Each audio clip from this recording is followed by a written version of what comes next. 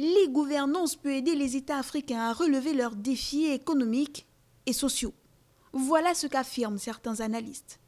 Dans le domaine de la gouvernance, interviennent principalement 3 catégories d'acteurs: l'État, le secteur privé et la société civile.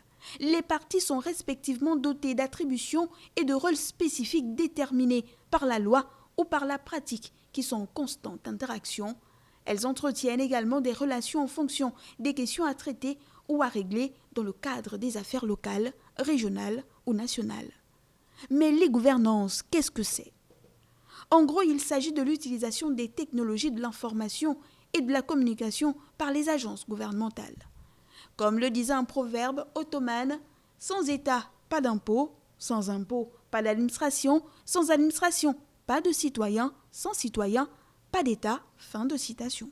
Aujourd'hui encore, trop de pays africains sont victimes de ce cercle vicieux.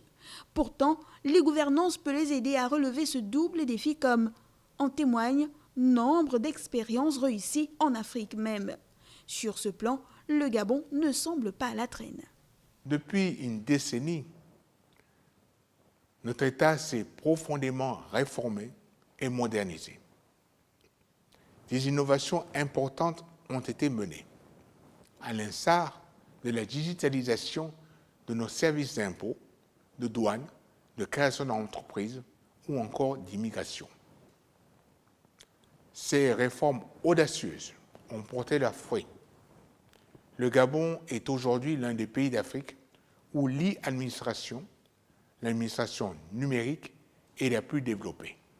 L'e-gouvernance pourrait permettre tout d'abord d'accroître les ressources des États et d'apporter de la transparence. L'établissement d'assiettes précises, la systématisation des paiements, la lutte contre la fraude sont d'autant d'avantages induits par la numérisation des processus. En Tanzanie, par exemple, l'e-Government Authority permet aux entreprises de régler leurs impôts en ligne.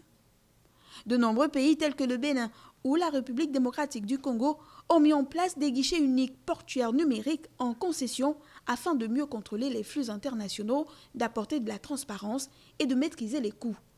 Au Rwanda, les autorités affichent de grandes ambitions à travers par exemple une administration 2.0 lancée à travers Irembo, une plateforme en ligne permettant un accès direct des citoyens aux administrations tant sur les questions fiscales que des formalités telles que les certificats de naissance et de décès, le permis de conduire, le cadastre et bien d'autres. Au niveau macroéconomique, la numérisation permet également aux États de mieux calibrer le recours à la dette grâce à un calcul plus précis de leur PIB réel. Et ce n'est pas tout. L'e-gouvernance est également un outil essentiel pour mettre en place des politiques publiques efficaces et pas seulement à destination d'une petite frange de la population qui ne serait pas dans l'économie informelle. Le ciblage des populations fragiles peut ainsi être facilité par la compilation des données socio-économiques en ligne, tandis que le versement et le suivi des aides peuvent être optimisés via une plateforme numérique. Le Gabon, petit pays d'à peine 2 millions de personnes, en a conscience. C'est-à-dire à la digitalisation du service public. L'objectif est de faciliter votre quotidien en simplifiant au maximum les démarches administratives et rendre disponibles les services de l'État en tout lieu, en tout temps, avec une efficacité accrue. À l'image de ce qu'elle a fait dans le secteur de la téléphonie mobile et des fintech, l'Afrique est aujourd'hui en mesure de réaliser un bond décisif en matière d'e-gouvernance. L'heure serait donc peut-être à des mises à jour totales du système afin qu'il participe pleinement à l'amélioration de la gouvernance publique africaine.